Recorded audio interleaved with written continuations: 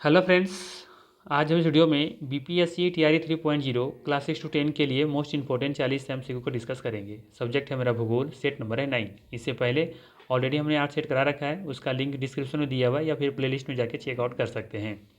आज के हम इस वीडियो लेक्चर में 9 दिसंबर 2023 को भी एग्जाम में बीपीएससी के एग्ज़ाम में ज्योग्राफी से पूछे गए महत्वपूर्ण प्रश्नों को हल करेंगे।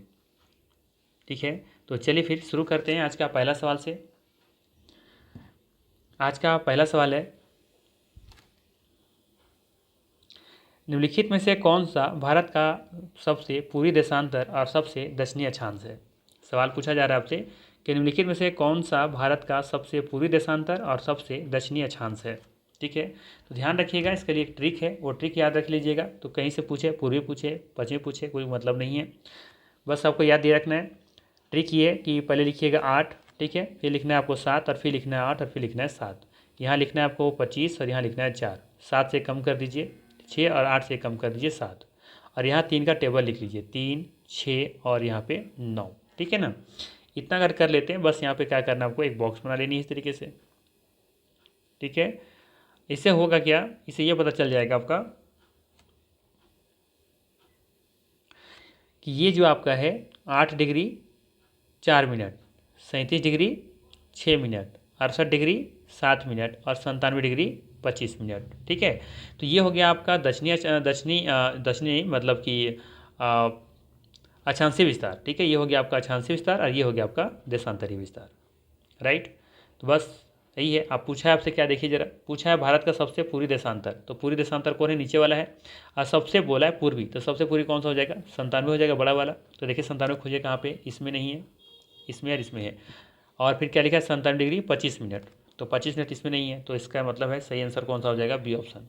आगे देख लेते हैं, फिर क्या लिखा है सबसे दक्षिणी अक्षांश, तो सबसे दक्षिणी अक्षांश कौन सा हो जाएगा, 37 डिग्री, और सॉरी सबसे दक्षिणी पूछा नहीं, नीचे वाला होगा, यानी कि 8 डिग्री 4 मिनट। तो देखिए 8 डिग्री 4 मिनट भी दिया हुआ है। ठीक है, तो आसानी से आप कर पाएंगे, तो ध्यान रखिएगा, ये है आपका। ठीक है, नीचे वाला आपका है देशांतरीय विस्तार और ये है आपका अक्षांशीय विस्तार। कहने का मतलब ये है कि अगर भारत कुछ इस तरीके से है, ठीक है, तो यहाँ पे हो जाएगा आपका, इस एरिया में हो जाएगा सबसे नीचे वाला 8 डिग्री 4 मिनट और सबसे उत्तरी छोर हो जाएगा आपका 37 डिग्री 6 मिनट। जबकि यहाँ देखेंगे सबसे पूर्वी देशांतर हो जाएगा आपका 97 डिग्री 25 मिनट और ये हो जाएगा यहाँ पे 68 डिग्री 7 मिनट। ठीक है, तो बस ये आपको याद रखना है। ट्रिक क्या था, फिर से आपको हम लिख देते हैं यहाँ पे ताकि आपके दिमाग में बैठ जाए। लिखना है आपको 8, फिर लिखना है 7, फिर लिखना है 8 और फिर लिखना है 7 और यहाँ लिखना है आपको 25 और यहाँ पे लिखना है 4 और 7 से कम 6, 8 से कम 7। ठीक है, और यहाँ से टेबल लिखना है 3, 6, 9, एक लाइन खींच देनी है। ये हो जाएगा आपका अक्षांशीय विस्तार और नीचे वाला हो जाएगा देशांतरीय विस्तार। राइट, चलिए आप कर लेंगे। चलिए आगे देखते हैं। अगला सवाल है, निम्नलिखित में से कौन सा कथन सही है। पहला है भारत का भूमि क्षेत्रफल 3.28 मिलियन वर्ग किलोमीटर है, तो बिल्कुल सही है। ठीक है, यहाँ पे देखेंगे कि मिलियन में दिया हुआ है, तो मिलियन में इसको अगर चेंज करना चाहते हैं, मिलियन से नंबर लाना चाहते हैं तो क्या करेंगे, 10 लाख से गुना कर देंगे तो नॉर्मल में आ जाएगा, आपका इंडियन सिस्टम में आ जाएगा। तो यहाँ पे गुना कर देंगे तो आ जाएगा 32,87,263 किलोमीटर का आसपास है वो, तो सही दिया हुआ है पहला। भारत की स्थलीय सीमा 15,200 किलोमीटर है, तो ये भी सही है। भारत का जो स्थलीय सीमा है वो 15,200 किलोमीटर है, शायद हमने कल का ही वीडियो में हमने बताया हुआ है। ठीक है, तो ये बिल्कुल सही है। तो यहाँ पे देखेंगे 2 कथन सही हो गया। ठीक है, तो अब आगे जाने की जरूरत भी नहीं है, हम लोग कह सकते हैं आसानी से कि डी ऑप्शन बिल्कुल यहाँ पे सही हो जाएगा। ठीक है, वैसे थर्ड ऑप्शन में क्या दिया कि भारत की जो मानक मध्याह्न रेखा है वो 82 डिग्री और 45 डिग्री ईस्ट है, तो हम कह सकते हैं कि 82 डिग्री 82.5 डिग्री आसपास में है ना, 82.5। ठीक है, तो डी ऑप्शन यहाँ पे सही है। सी को अगर ये गलत भी माने तो भी डी ऑप्शन का सही हो जाएगा। ठीक है, बाकी यहाँ पे और भी देख लीजिए, जैसे कि यहाँ पे 15,200 क्या है इसका स्थलीय सीमा है, जबकि यहाँ पे देखेंगे हम कितना 6,100 यानी कि 6100 किलोमीटर क्या है, ये तटीय सीमा की लंबाई है। अगर द्वीपों के भी सहित शामिल कर लें तो हो जाएगा 7,516.6 किलोमीटर, जब द्वीपों को हम शामिल करते हैं तो। ठीक है, बात समझ में आया, और इसमें फिर जोड़ दीजिएगा 15,200 तो टोटल निकल जाएगा। ठीक है, 22,716। बाकी याद रखना आपको कि गुजरात की जो तटीय सीमा है वो सबसे लंबी है। ठीक है, कितना है 1214 किलोमीटर के आसपास। ठीक है, चलिए आगे देखते हैं। नेक्स्ट है आपका, यहाँ पे देख लीजिए, भारत की लंबाई और चौड़ाई की दृष्टि से निम्नलिखित में से कौन सा सही है। भारत की लंबाई और चौड़ाई की दृष्टि से निम्नलिखित में से कौन सा सही है। तो यहाँ पे क्या याद रखना है, याद ये रखना है कि अगर ये है, ठीक है, सबसे पहले पूछा कि यहाँ पे आपका लंबाई, ठीक है, लंबाई पूछा है, तो लंबाई पूछा है तो हम लोग लंबाई लिख लेते हैं पहले, लंबाई ये वाला होगा। ठीक है, तो लंबाई याद रखिएगा, इसका जो लेंथ है वो है 3214 किलोमीटर। ठीक है, जबकि पूछा है फिर चौड़ाई, तो चौड़ाई इसका ये वाला है। ठीक है, तो चौड़ाई हो जाएगा 2933 किलोमीटर। ठीक है, आने के कह सकते हैं ये जो हमारा भारत है ना कुछ इस तरीके से, तो ये जो लेंथ है, ये आपका जो लंबाई है वो है आपका 3214 किलोमीटर, और जबकि चौड़ाई है आपका 2933 किलोमीटर। ठीक है, याद रहेगा। तो इसका जो सही आंसर है वो है आपका ए ऑप्शन। नेक्स्ट है, मालाबार तट के संबंध में निम्नलिखित में से कौन सा कथन सही है। ठीक है, मालाबार तट के बारे में पूछा आपसे कि कौन सा कथन सही है। ठीक है ना, तो देखिए मालाबार तट कहाँ पे है, आप देखेंगे कि अगर इस तरीके से भारत का मैप है तो यहाँ पे देखेंगे कुछ इस तरीके से, यहाँ से ये गोवा के दक्षिण से शुरुआत होकर के ये केरल तक पहुँचा हुआ है मालाबार तट। ठीक है, जिसमें से केरल भी आता है, कर्नाटक भी आता है और तमिलनाडु भी आता है। उसमें से सबसे ज़्यादा हिस्सा किसका आता है, केरल का आता है मालाबार तट में। ठीक है, अब पढ़ते हैं पहला ऑप्शन क्या दिया हुआ है। लिखा है भारत के पूर्वी तट के किनारे एक संकीर्ण मैदानी पट्टी है। देखिए संकीर्ण मैदानी पट्टी तो है ना, संकीर्ण ही तो है, और मैदानी पट्टी की तरह ही है, लेकिन ये पूरी तट लिखा है, इसके बारे में कन्फ्यूजन है। ये पूरी तट में तो नहीं होना चाहिए, ठीक है, पश्चिमी तट पर है। लेकिन आगे देखते हैं, गोवा के दक्षिण में पश्चिमी तटीय पट्टी है, तो हाँ, तो ये गोवा यहाँ पे, गोवा के दक्षिण में तो है, तो ये कथन सही है। बात करें सी ऑप्शन के बारे में कि मालाबार तट का अधिकांश भाग केरल राज्य में, तो ये सही है।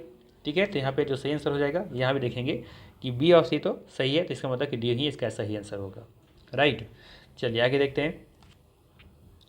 अब इसको देखा जाए क्या दिया है, दक्षिण भारत की नदियों के संबंध में बताना है कि निम्नलिखित में से कौन सा कथन सही है दक्षिण भारत की नदियों के बारे में। ठीक है, चलिए देखते हैं। पहला दिया है कि नर्मदा नदी सतपुड़ा श्रेणी के दक्षिण में बह रही है। ठीक है, तो पहले हम लोग बात करते हैं कि सतपुड़ा कहाँ पे है। तो देखेंगे सबसे पहला कि यहाँ पे इस तरीके से विंध्यन है, और नीचे देखेंगे इस तरीके से यहाँ पे आपका सतपुड़ा है। ठीक है, विंध्यन ऊपर में है, सतपुड़ा नीचे है, और इसी के बीच से देखेंगे कि नर्मदा नदी बह रही है। ठीक है, यानी कि विंध्यन और सतपुड़ा के बीच से होकर के बहती हैं, जो कि अमरकंटक से निकलती हैं। ठीक है, तो यहाँ पे लिखा है नर्मदा नदी सतपुड़ा श्रेणी के दक्षिण में बह रही है, तो सतपुड़ा मेरा ये वाला है, तो बताइए सतपुड़ा के दक्षिण में है, सतपुड़ा के दक्षिण में नहीं है, सतपुड़ा देखेंगे कि सतपुड़ा के उत्तर में है, तो ये कथन गलत दिख रहा है यहाँ पे मेरे हिसाब से। बात करें तापी नदी सतपुड़ा श्रेणी के दक्षिण में बह रही हैं, तापी नदी सतपुड़ा श्रेणी के दक्षिण में बह रही हैं, तो ये बिल्कुल सही है, क्योंकि देखेंगे सतपुड़ा के नीचे ही देखेंगे यहाँ पे इसी के ये सतपुड़ा के समानांतर ही ये तापी नदी बहती हैं। ठीक है, तापी नदी देखेंगे कि सतपुड़ा श्रेणी के समानांतर ही बहती है, इसकी जो लंबाई है वो 724 किलोमीटर के आसपास है। ठीक है, और ये भी जानते होंगे आप लोग कि ये जो है खंबात की खाल में जाकर के मिल जाती हैं। ठीक है, तो ये ठीक है, और तापी नदी के मुहाने पर सूरत नगर स्थित है, ये भी आपको पता होगा। ठीक है ना। वैसे बात करें हम कि तापी नदी का जो उद्गम स्थल है वो कहाँ है, तो बैतूल जिला, मध्य प्रदेश का जो बैतूल जिला है वहाँ पर एक मुल्ताई नामक स्थान है, वहीं से ये निकलती हैं सतपुड़ा श्रेणी से, और ये देखेंगे सतपुड़ा के समानांतर ही बहती हैं और दक्षिण में ही बह रही हैं, तो दूसरा कथन तो बिल्कुल यहाँ पर सही दिख रहा है। बात करें थर्ड ऑप्शन के बारे में, नर्मदा विंध्याचल और सतपुड़ा पर्वतमाला के बीच में से गुजर रही हैं, तो बिल्कुल गुजर रही हैं, तो शुरू में बता दिए ना। ठीक है, ये देखेंगे कि यहाँ पे ये नर्मदा है, और ये आपका सतपुड़ा है, और ये आपका विंध्यन है। ठीक है, और विंध्यन की सबसे ऊंची चोटी क्या है, सद्भावना है, जबकि सतपुड़ा के सबसे ऊंची चोटी का नाम क्या है, यहाँ पे देखेंगे आप, सतपुड़ा का है धूपगढ़, हाँ धूपगढ़। ठीक है, तो यहाँ पे देखेंगे कि ये भी कथन सही है, तो सही आंसर क्या हो जाएगा यहाँ पे, डी ऑप्शन, ऊपरी में से एक से अधिक। ठीक है, समझ में आ गया होगा। चलिए आगे देखते हैं। नेक्स्ट है, सिंधु और सतलज नदी के बीच स्थित हिमालय को कहा जाता है। देखिए इसका कॉन्सेप्ट हमने वीडियो जो 7 नंबर मेरा है उसको जाके देखिए। ठीक है, डिटेल्स बहुत अच्छे तरीके से समझाया, वहाँ से एक भी क्वेश्चन गलत नहीं हुआ, मेरी गारंटी है। इस सवाल का जवाब हमसे यहाँ पे दे देते हैं, लेकिन इसका अगर डिटेल्स देखना है, ठीक है, यहाँ से एक भी क्वेश्चन आपका नहीं छूटेगा, मेरी गारंटी है। अगर इस तरह के सवाल आते हैं तो उसको जाके ज़रूर देखिएगा प्लीज़। ठीक है, इस तरह का सवाल ढूंढिएगा उस वीडियो में जा करके, फॉरवर्ड करके देखिएगा, उस सवाल जहाँ मिलता है बस उसको देख लीजिएगा, ठीक है, बाकी मत देखिएगा, लेकिन फॉरवर्ड करके जहाँ मिलेगा बहुत अच्छे तरीके से उन्हें डिटेल्स में बताया और समझाया हुआ है, ठीक है। तो चलिए देखते हैं यहाँ पे सिंधु और सतलज नदी के बीच स्थित हिमालय को क्या कहा जाता है? कश्मीर हिमालय, कश्मीर और हिमालय, हिमाचल हिमालय या पंजाब हिमालय? तो याद रखिएगा इसको बोलते हैं पंजाब हिमालय, ठीक है। यहाँ हम इसको डिटेल्स नहीं समझा रहे हैं, इसको डिटेल्स से हम पिछला वीडियो में बताए हैं, जाकर वहाँ जरूर देखिए, ठीक है। वहाँ पर बताया हमने पंजाब हिमालय, कुमायूं हिमालय, असम हिमालय, नेपाल हिमालय, सब कुछ डिटेल से और मतलब कि तरीके से बताए हैं। उसको एक बार देखिएगा, जिंदगी भर याद रहेगा, मेरी गारंटी है। चलिए आगे देखते हैं। निम्नलिखित में से कौन सा ब्रह्मपुत्र नदी का सबसे बड़ा निवासित नदी द्वीप है? सवाल है, निम्नलिखित में से कौन सा ब्रह्मपुत्र नदी का सबसे बड़ा निर्वासित नदी द्वीप है? माजुली, महरौली या फिर देवलीपुर? उपरोक्त में से एक से अधिक होगा या उपरोक्त में से कोई नहीं।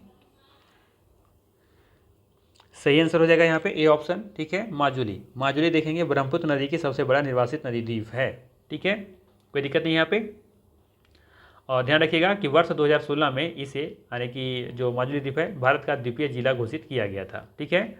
और माजुली द्वीप के बारे में तो पता ही आप लोगों को कि विश्व का ये सबसे बड़ा नदी द्वीप है, ठीक है, तो ये ऑप्शन सही है। निम्नलिखित में से कौन सी भारत की सबसे बड़ी खारे पानी का झील है? निम्नलिखित में से कौन सी भारत की सबसे बड़ी खारे पानी की झील है?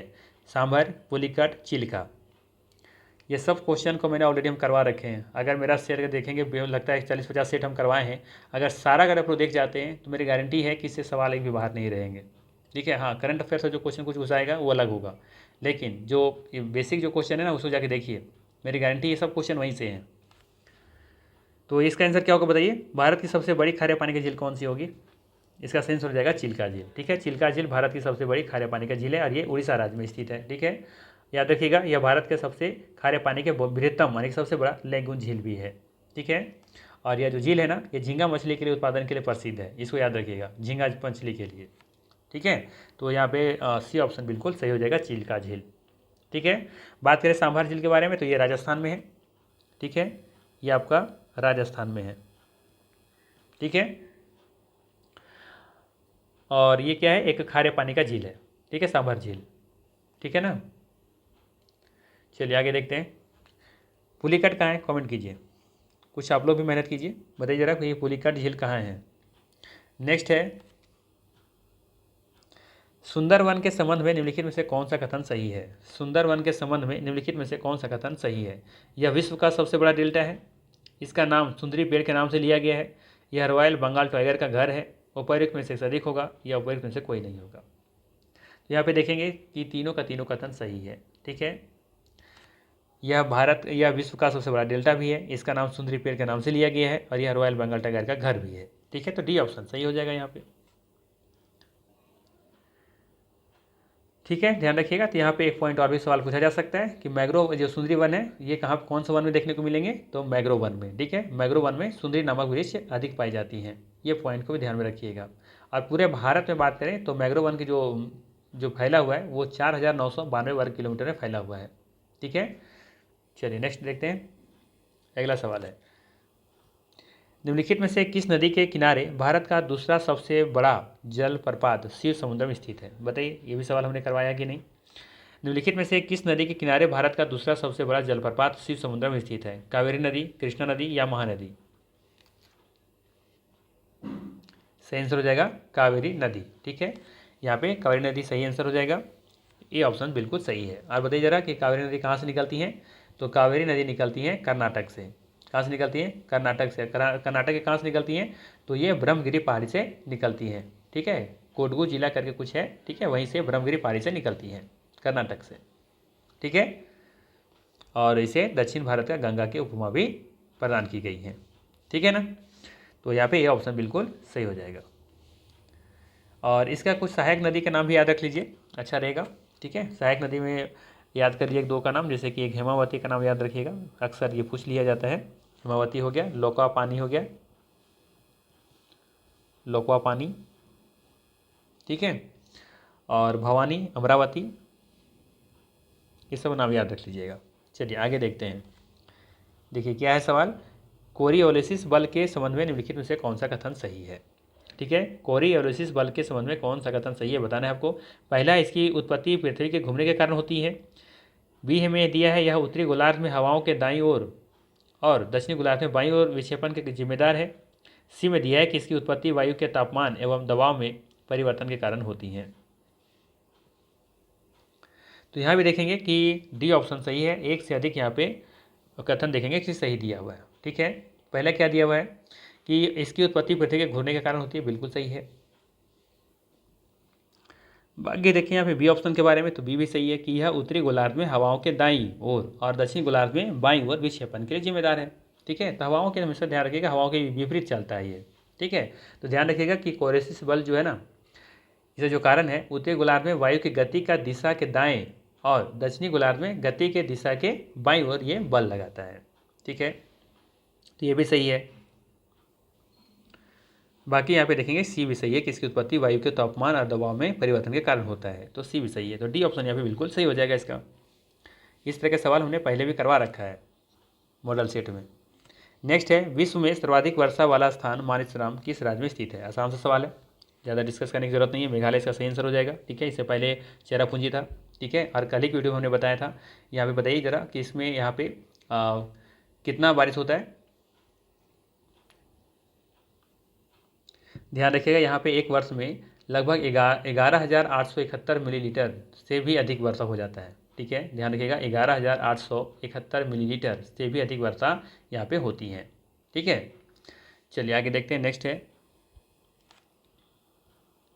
भारत में 70 सेंटीमीटर से कम वार्षिक वर्षा वाले क्षेत्र में प्राकृतिक वनस्पति वर्णन किस रूप में किया गया है।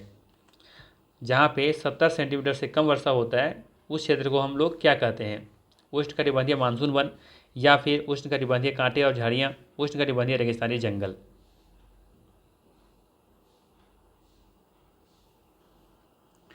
तो देखा जाए यहाँ पे जो पहला दिया है ना, उष्णकटिबंधीय मानसून वन, तो ये तो होगा नहीं। मानसूनी वन में 70 सेंटीमीटर से वर्षा कम नहीं होती है। जब मानसूनी वन देखेंगे कि 100 से प्लस ही होता है। ठीक है, 70 से प्लस।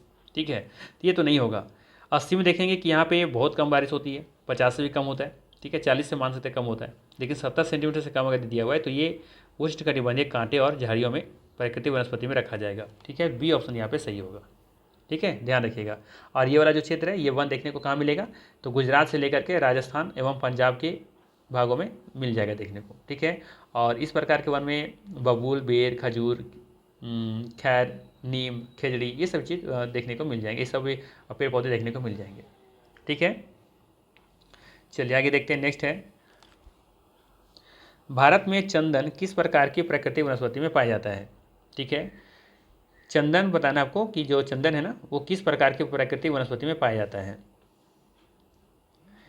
तो देखिए, एक तो सदाबहार कभी नहीं होगा। ठीक है, क्योंकि इसके पत्तियां देखेंगे कि साल में एक बार गिरा देती हैं, तो सदाबहार तो नहीं होगा। ठीक है, और ये मैंग्रोव वन में देखने को नहीं मिलता है। तो बचा फिर एक ही ऑप्शन।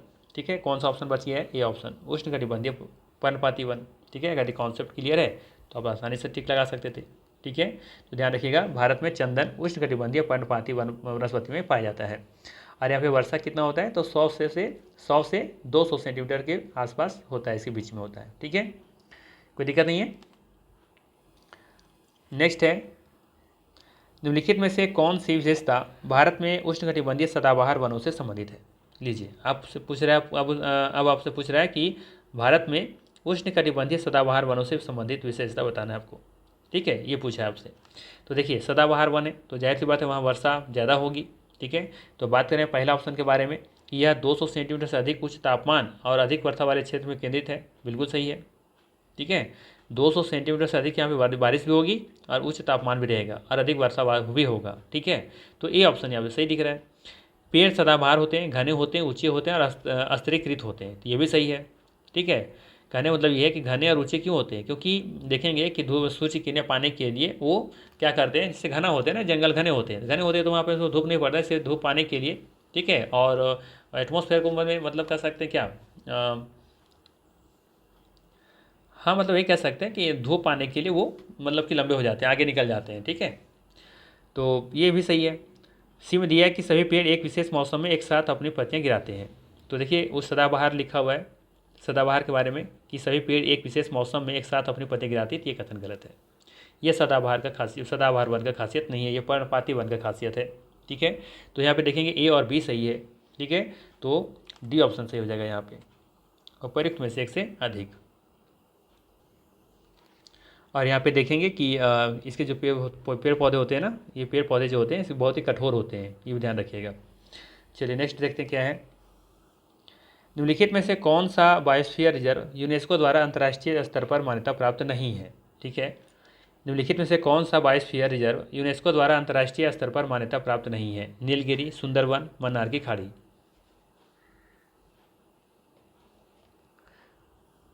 तो याद रखिएगा यहाँ पे दिए गए ऑप्शन में कोई भी ऐसा नहीं है जो कि आपका बायोस्फीयर रिजर्व में है, यूनेस्को द्वारा अंतर्राष्ट्रीय स्तर पर शामिल की मान्यता प्राप्त की दी गई है, ठीक है। तो यहाँ पे ई ऑप्शन बिल्कुल सही होगा। ध्यान दीजिएगा यहाँ पे लिखा क्या है, लिखा ये है कि मान्यता प्राप्त नहीं है, ठीक है। निम्नलिखित में से कौन सा बायोस्फीयर रिजर्व यूनेस्को द्वारा अंतर्राष्ट्रीय स्तर पर मान्यता प्राप्त नहीं है, ठीक है। तो यहाँ पे देखिए नीलगिरी को भी, सुंदरवन को भी और मन्नार की खाड़ी को भी अंतर्राष्ट्रीय बायोस्फीयर रिजर्व यूनेस्को द्वारा अंतर्राष्ट्रीय स्तर पर इसको मान्यता प्राप्त है, ठीक है। तो तीनों को मान्यता प्राप्त है। तो यहाँ पूछा है कौन नहीं है, तो ये ऑप्शन यहाँ पे सही होगा, ठीक है। बात करें यहाँ पे नीलगिरी को कब मिला था, यूनेस्को में दर्जा कब मिला था, इसको शामिल कब किया गया था? तो 2000 में इसको की गई थी, ठीक है। जबकि मन्नार की खाड़ी को 2001 में शामिल किया गया था और सुंदरवन को किया गया था 2001 में इसको भी, ठीक है। तो यहाँ पर ये ऑप्शन सही होगा। नेक्स्ट है रियो डी जेनेरिया पृथ्वी शिखर सम्मेलन 1992 किसको संबोधित करने के लिए बुलाया गया था? रियो डी जेनेरिया पृथ्वी शिखर सम्मेलन 1992 किसको संबोधित करने के लिए बुलाया गया था? ध्यान रखिएगा यहाँ पे पर्यावरण संरक्षण की आवश्यक समस्याएं, वैश्विक स्तर पर सामाजिक आर्थिक विकास और विकसित विश्व का राजनीतिक संकट, ये सभी चीज़ों के लिए बुलाया गया था। डी ऑप्शन यहाँ पे सही है। नेक्स्ट है निम्नलिखित में से कौन सा नवीकरणीय संसाधन नहीं है? ध्यान दीजिएगा, नहीं पूछा है, ठीक है। सवाल को अच्छे से पढ़ा कीजिए, ठीक है। एग्जाम में खास करके कोशिश कीजिए कि एक बार क्वेश्चन को एक बार दो बार अच्छे से पढ़िए, उसके बाद जवाब दीजिए।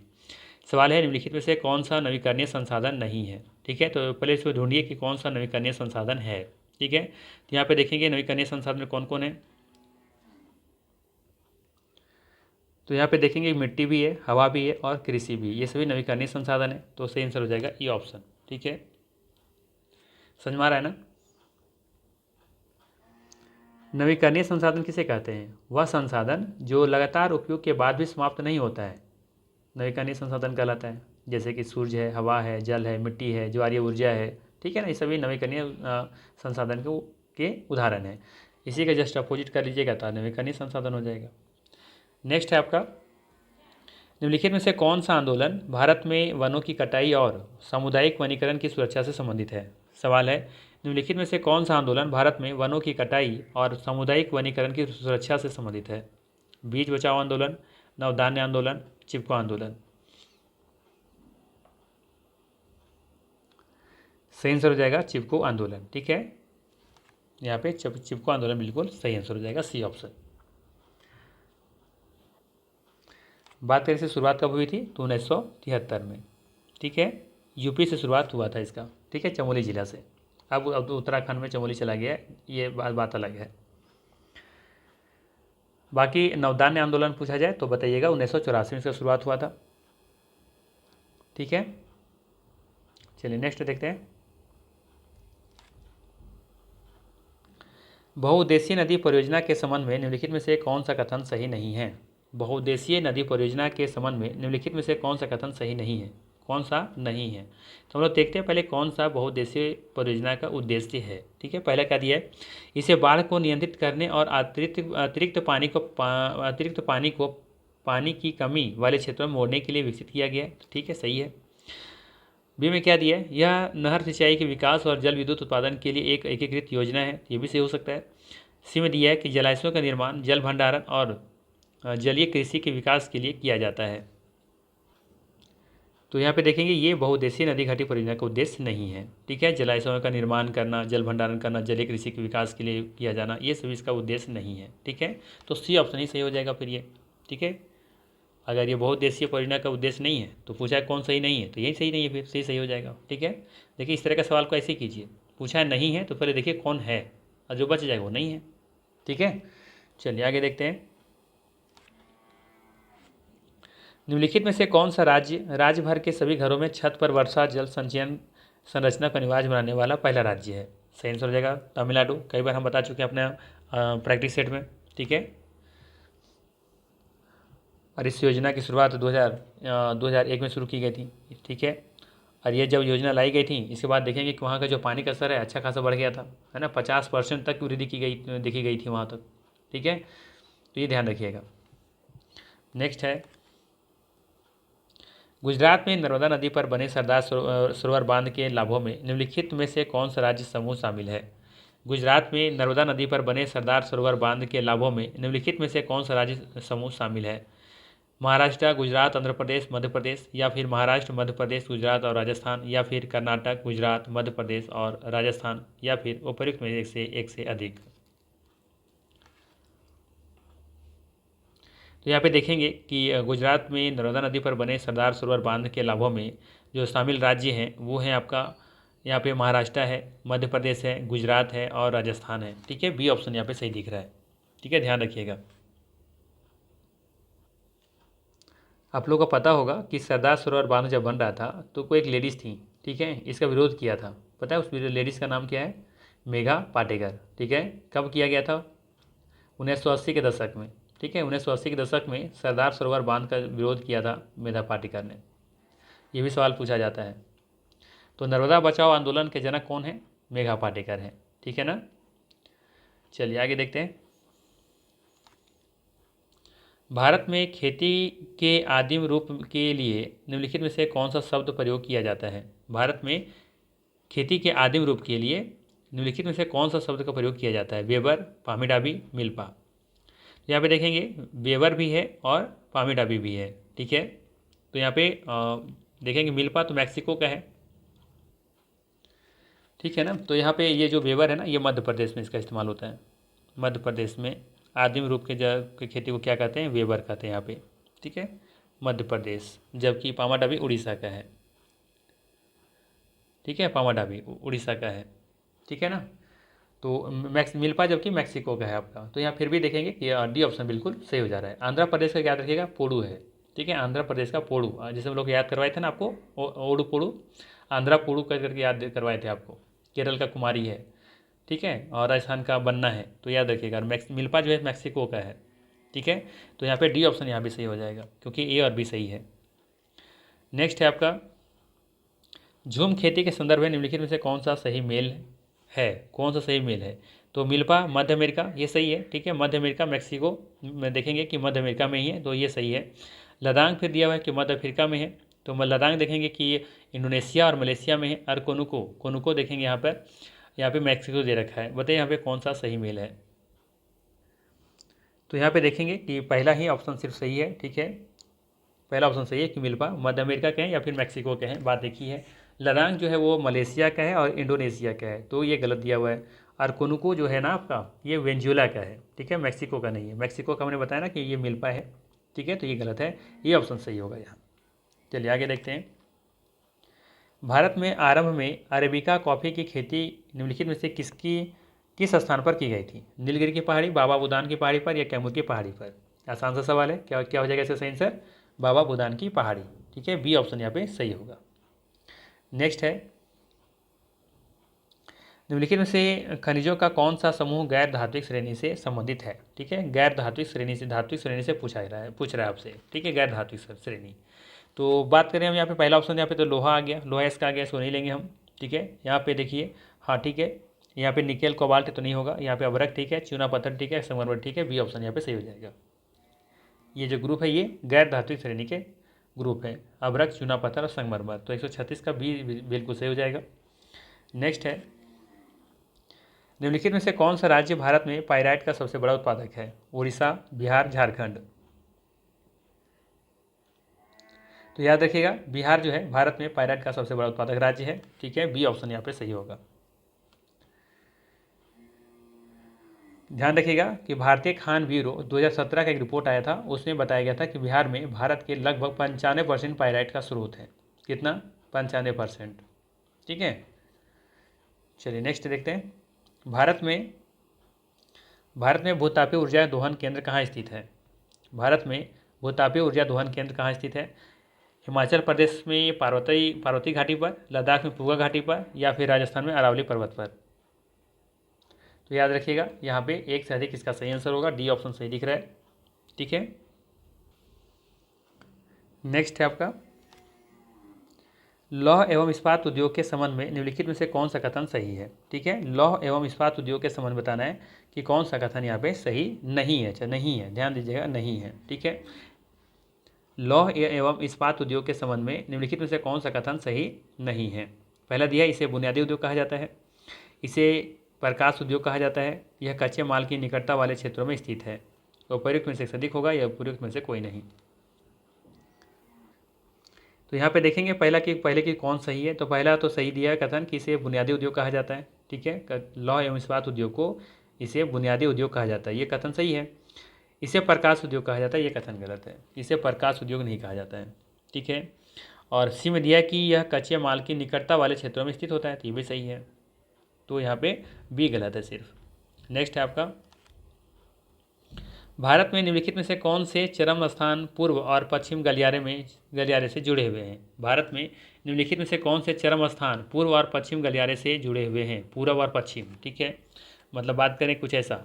ठीक है, पूरब यहाँ पे है और पश्चिम यहाँ पे है, ये दोनों गलियारे जुड़े हुए हैं। किससे जुड़े हुए हैं? श्रीनगर, जम्मू कश्मीर और चेन्नई। ठीक है, तो श्रीनगर और कहाँ, जम्मू कश्मीर तो ये इधर दिख रहा है और तमिलनाडु इधर दिख रहा है, तो उल्टा पूछ दिया तो होगा नहीं। बात करें सिलचर असम में, तो यहाँ पे देखेंगे असम है, सिलचर यहाँ दिख रहा होगा। ठीक है, और पोरबंदर यहाँ पे गुजरात में दिख रहा होगा। ठीक है, तो यहाँ पे बी सही दिख रहा है। इसके बाद सी में देख रहे हैं दिसपुर अरुणाचल प्रदेश और पोरबंदर गुजरात, तो यहाँ पे दिसपुर अरुणाचल प्रदेश में नहीं है। ठीक है, तो पहला बी ऑप्शन बिल्कुल यहाँ पे सही है। ठीक है, सिलचर जो असम में और पोरबंदर गुजरात में, बी ऑप्शन सही होगा यहाँ पे। ठीक है, चलिए आगे देखते हैं। सवाल है, मिसमी, बरेल और लुसाई क्या है? मिसमी, बरेल और लुसाई क्या है? पहाड़ियाँ हैं, जनजातियाँ हैं, नदी और पहाड़ियाँ दोनों हैं, या फिर उपरोक्त में से एक अधिक है, या में से कोई नहीं है। तो यहाँ पे देखेंगे कि मिसमी, बरेल और लुसाई जो है एक पहाड़ियाँ हैं। ठीक है, क्या है? ये सभी पहाड़ियों के नाम हैं। ठीक है, मिसमी पहाड़ियाँ भारत के पूर्वोत्तर सिरे पर उत्तर पूर्वी अरुणाचल प्रदेश में स्थित है। दक्षिण पूर्वी मिजोरम राज्य में स्थित मिजो हिल्स को पहले लुसाई हिल्स कहा जाता था, ये ध्यान रखिएगा। ठीक है, तो यहाँ पे ए ऑप्शन बिल्कुल सही होगा, पहाड़ियाँ हैं सभी। नेक्स्ट है, भारत की प्राचीनतम चट्टानों में सम्मिलित नहीं है। कौन सम्मिलित नहीं है प्राचीनतम चट्टानों में? ठीक है, धरवाड़ क्रम, कुडप्पा क्रम या विंध्यन क्रम?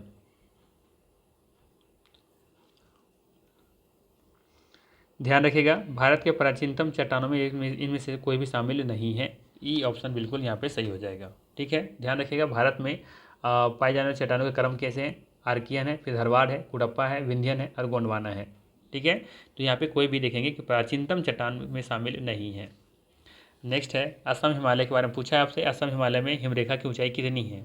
4300 मीटर, 4400 मीटर या 4500 मीटर? तो याद रखना पड़ेगा आपको, 4400 मीटर इसका सही आंसर है। ठीक है, बी ऑप्शन यहाँ पे सही दिख रहा है, 4400 मीटर।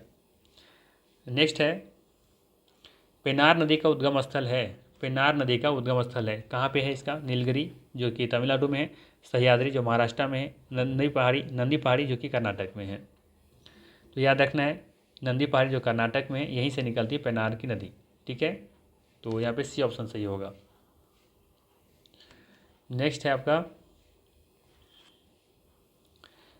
जनवरी माह में भारत में 20 डिग्री सेंटीग्रेड की समताप रेखा का विस्तार माना जाता है। जनवरी माह में भारत में 20 डिग्री सेंटीग्रेड के समताप रेखा का विस्तार माना जाता है। कहाँ से कहाँ माना जाता है ये आपको बताना है। तो याद रखिएगा, इसमें कर्क रेखा के समानांतर किंतु दक्षिण में। ठीक है, कर्क रेखा के समानांतर माना जाता है लेकिन दक्षिण में माना जाता है, ये ध्यान रखिएगा। ठीक है, कर्क रेखा के दक्षिण में। ठीक है, नेक्स्ट है आपका, पश्चिमी हिमालय में उपोष्ण कटिबंधीय वनस्पति के विस्तार की उच्चतम सीमा है, कितना है? पश्चिमी हिमालय में उपोष्ण कटिबंधीय वनस्पति के विस्तार की जो उच्चतम सीमा है वो कितना, ये आपको बताना है यहाँ पे। तो याद रखना है, पश्चिमी हिमालय में उपोष्ण कटिबंधीय वनस्पति के विस्तार की जो सीमा है, उच्चतम सीमा है, वो औसतन देखेंगे सागर तल से तो 1524 मीटर के आसपास है। ठीक है, तो सी ऑप्शन यहाँ सही दिख रहा है। ठीक है, और यहीं पर ध्यान रखिएगा कि इसमें देखेंगे आप कि चौड़ी पत्ती वाले ओक तथा चेस्टनर जैसे वृक्षों की प्रधानता होती है। ठीक है, नेक्स्ट है आपका, उष्णकटिबंधीय मानसूनी पतझड़ वनों को वर्षा जल की औसत आवश्यकता होती है। उष्णकटिबंधीय मानसूनी पतझड़ वनों को वर्षा जल की औसत आवश्यकता कितनी होती है? 200 सेंटीमीटर से अधिक, 150 से 200 के बीच, या फिर 100 से 150 के बीच।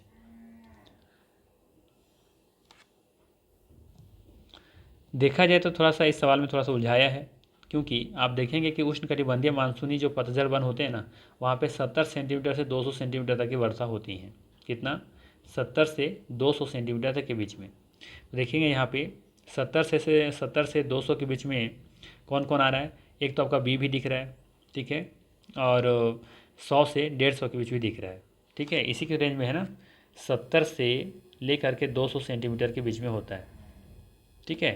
तो यहाँ पे देखेंगे 70 से अधिक 150 सेंटीमीटर, 200 इसी के रेंज में दिख रहा है, और यहाँ पे 100 से 150 इसी के बीच में दिख रहा है, ठीक है। तो यहाँ पे हम लोग डी ऑप्शन के साथ जा सकते हैं, ठीक है। नेक्स्ट है आपका, भारत में सर्वाधिक ज्वारीय वन क्षेत्र वाले राज्य हैं। सबसे ज़्यादा ज्वारीय वन क्षेत्र वाला राज्य कौन सा है आपको बताना है यहाँ पे। तो याद रखना है आपको यहाँ पे कि पश्चिम बंगाल और जो गुजरात है आपका, ये सबसे ज़्यादा ज्वारीय वन क्षेत्र वाला राज्य है। ये ऑप्शन सही होगा यहाँ। नेक्स्ट है, महाभारत लेख नामक पर्वत स्थित है। महाभारत लेख नामक पर्वत स्थित है, कहाँ स्थित है ये? भारत में, नेपाल में, या फिर भूटान में, या फिर उपयुक्त में से एक से अधिक। तो याद रखना है महाभारत लेख नामक पर्वत नेपाल में स्थित है, ठीक है। कहाँ पे? नेपाल में। बी ऑप्शन सही होगा यहाँ पे। और इसका अंतिम प्रश्न लग रहा है ये 50वां नंबर, ठीक है, क्योंकि 111 से शुरुआत किए थे ना। हाँ ठीक है, ये अंतिम प्रश्न होगा। RLC ने भारत के प्रादेशिक विभाजन के आधार पर तत्व के रूप में लिया है। RLC ने भारत के प्रादेशिक विभाजन के आधार पर तत्व के रूप में लिया है। सोचिए क्वेश्चन कहाँ से उठा के लेकर के आया है RLC ने, जबकि हम लोग कभी इसके बारे में पढ़ते भी नहीं कि RLC है कौन, ठीक है। बहुत कम ही ऐसे टीचर होते हैं जो बताते हैं सब चीज़ें। तो ध्यान रखिएगा, RLC ने भारत के प्रादेशिक विभाजन के आधार तत्व के रूप में उपयुक्त में से देखेंगे कि एक से अधिक यहाँ पे लिया गया है, ठीक है। तो इसका जो सही आंसर होगा वो डी ऑप्शन होगा, ठीक है। भारत का सामान्य प्रादेशिक विभाजन किया जा सकता है कैसे? हिमालय पर्वत क्षेत्र के रूप में, गंगा का मैदान के रूप में, परिद्वीपीय भारत उत्तरी खंड के रूप में, परिद्वीपीय भारत दक्षिण खंड के रूप में, तटीय मैदान, भारतीय द्वीप, ठीक है। तो इस तरीके से भारत का विभाजन किया जा सकता है, ठीक है।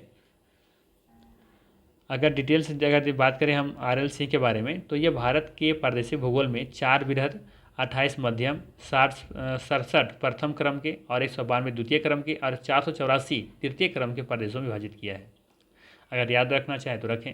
याद रखना है सिर्फ आपको कि प्रादेशिक भूगोल में 4 बृहद, 28 मध्यम, 67 प्रथम क्रम के, 192 द्वितीय क्रम के और 484 तृतीय क्रम के प्रदेशों में विभाजित किए हैं, ठीक है। तो यहाँ पे देखेंगे कि डी ऑप्शन इस प्रश्न का सही आंसर है। तो ये था 40 MCQ 40 प्रश्न जो इस एग्ज़ाम में पूछे गए थे। अगर वीडियो अच्छा लगा हो, कुछ मदद मिला हो, तो वीडियो को लाइक ज़रूर कीजिएगा, और चैनल पर नए हैं तो सब्सक्राइब जरूर कीजिएगा। और नेक्स्ट जो वीडियो है उसको ज़रूर देख के जाइएगा, क्योंकि वो जो रिसेंटली जो एग्ज़ाम जो कैंसिल हुआ था वो सारे प्रश्नों को हम लेकर के आ रहे हैं, तो उसको ज़रूर देख के जाइएगा, ठीक है। तो मिलते हैं फिर हम लोग इसी तरह के नेक्स्ट वीडियो में। Thanks for watching.